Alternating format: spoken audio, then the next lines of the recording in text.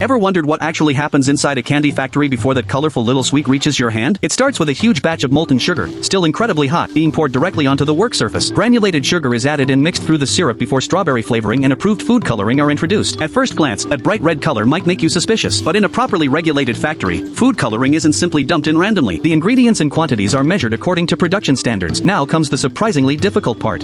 As the outside of the sugar mixture begins cooling and firming up, workers repeatedly fold the candy inward. They use long metal rods to roll, stretch, and knead the sticky mass until the entire mixture develops an even, glossy red color. And the timing has to be almost perfect. Too cool, and the sugar becomes nearly impossible to manipulate. Too warm, and it won't develop the right structure. The workers have to catch that narrow window where the candy is soft enough to work with but firm enough to hold its shape. Once it's ready, the red candy is pressed into a rectangular mold and flattened into a smooth block. But this is only the beginning. Across the factory, another machine is preparing the candy's most fascinating transformation. The machine repeatedly stretches the hot sugar, pulling it longer and longer. Besides helping the candy cool and become workable, this process also traps countless tiny air bubbles inside the sugar. And those microscopic bubbles are what help create that bright, almost glass-like appearance when light passes through the finished candy. No special coating is needed. It's simply the result of how the candy is structured. Once the candy has been pulled to the right consistency, it's divided into smaller pieces. Workers then prepare another colored layer by stretching the candy into long strips before pressing them into thin sheets. Those sheets are wrapped tightly around the pink candy center, creating the first layer of what will eventually become the finished sweet. Then comes another layer of strawberry-flavored candy. The mixture is rolled into a long cylinder and carefully wrapped around the center, building up the candy layer by layer. At this point, the piece looks nothing like the tiny candy you eventually see in a packet, so it goes into a roller machine. The rollers repeatedly compress and stretch the candy until it becomes a long, evenly shaped rope. Once the diameter is consistent, an automatic cutter slices it into hundreds of individual pieces. But machines don't get the final say. Workers inspect the candies one at a time, removing pieces that are cracked, misshapen, or otherwise don't meet the factory standards. Only the properly formed candies continue down the line, and by changing the approved flavors and colors, the same production process can be used to create an entire range of different candies. Finally, the finished pieces are individually packaged before being shipped out to stores. So here's the part many people misunderstand. Seeing food coloring in candy doesn't automatically mean the product is unsafe. The bigger issue is whether the ingredients are approved, properly measured, and produced under appropriate hygiene and quality control standards. A legitimate factory has procedures for every stage, from the original sugar mixture all the way to the final package. And after seeing the entire journey from molten sugar to finished candy, would you look at that little piece of fruit candy differently now?